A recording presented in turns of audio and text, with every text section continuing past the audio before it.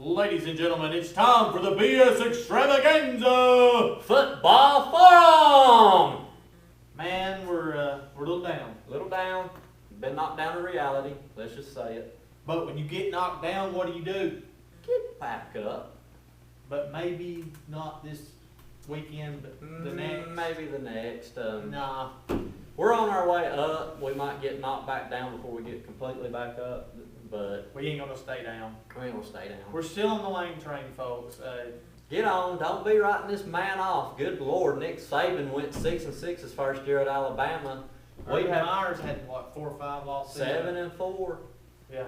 I mean, come on, people. It's his first year. The losses are going to come. And that's the thing that I like what he said when he was introduced as coach. He goes, I can't promise you championships every year. I can't promise you that we're going to win every game. He put it out there, but he said, I'll promise you nobody will outwork us. Now, hopefully he'll hold up on that end and he'll have the guys ready going down to the swamp. Well, let's get to it. UCLA, some fans have commented. I didn't know they had fans. We didn't hear from them before the game, but after the game, they've come out. And let's just do this in Tennessee's defense. They had 186 total yards. We had more. We had 208, and we had 208. 4 turnovers. 4 turnovers. And still beat them in total yards. And, one guy put down that UCLA dominated or whatever, and they took the crowd out of it, and if they turned a couple of them turnovers into touchdowns, they've been playing their subs. But, dude, you had 186 total yards, okay? If we would have not had turnovers, and, what if is such a big word, it's done over with, I don't think UCLA could have drove 60 and 70 yards on us and scored points. I just don't. We gave them great field position. Congratulations, UCLA. You got a hold of a Tennessee team that is struggling really bad with the same quarterback that they did last year. And you were able to win. I give you credit. Your guys played good. You did what you had to do to win. But, man, Y'all didn't come in and just beat us down. we gave y'all that game. Sorry. Y'all they fumbled the ball 5 times and got 4 of them back. I mean, you know when the ball bounces your way, it's just your day. So that's in the past. We're looking forward to Florida. It's Florida week, people. Going down to the swamp. We're on the lane train riding the train down to the swamp. It looks like quite the challenge. Yes. And not quite the hype now that we're 1-1 instead of 2-0 going down. I mean, it would have been a little bit more hyped up.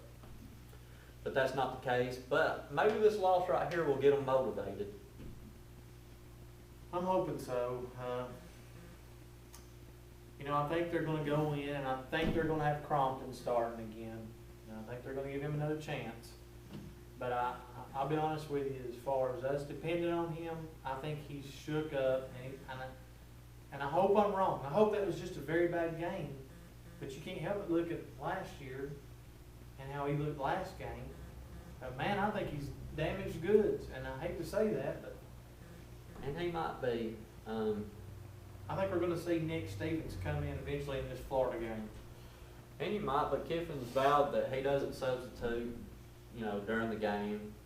Whether or not he holds up on that, he might not. He might just say, look, But a lot of people are saying Crompton's going to play down at the swamp. Tennessee's going to get obliterated. That'll nail the coffin shut on Crompton. And starting the next week when Ohio comes to Knoxville, Stevens is going to be the new starting quarterback. Maybe. I mean, of course, I'm always for putting whoever's Doing the best. Yeah, in there. So, and it's going to be a heck of a challenge this week. And listen, whoever Kiffin puts in, I'm going to root for him. That's me. I'm a fan.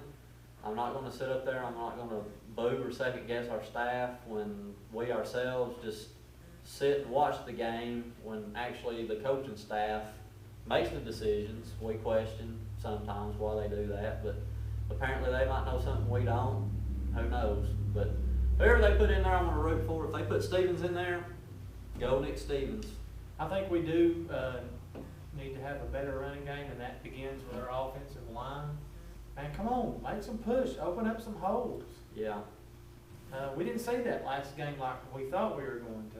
Well, we based everything off Western Kentucky, and Don't ever do that. don't do that. We made a mistake. We were fired up, man. We scored 63 points. We ain't done that in a long time. We were just fired up. I mean, who wouldn't have been? We just got brought back down to earth, buddy. Yeah. We got humbled, and Yeah, we'll admit that. That's fine. that's fine. Yeah, because at one point everybody's going to get humbled. So, looking forward to the swamp. Of course, Tebow. They basically got their whole team back from last year, minus Percy Harvin. Which that's a big minus, because that dude was a playmaker. Yeah. But we're struggling. They're not. They're number one. They've got everything going for them right now. All they got to do is keep winning, and they're on their way to another national championship, SEC championship game, national championship game possibly. And they'll probably do it, but here's something else I want to point out. They've got nothing to gain by beating us. You realize that? All except, They've got everything to lose. We have everything to gain by beating the defending national champions. right. Not to say that we will, but I believe our guys will be motivated after being embarrassed, I believe, last week, going into who comes in, you know, the number one team in the land. And what do but the line is 28 points. It was 28 and a half earlier, and they said now it's moved down to 28, and by game time it could be, different again.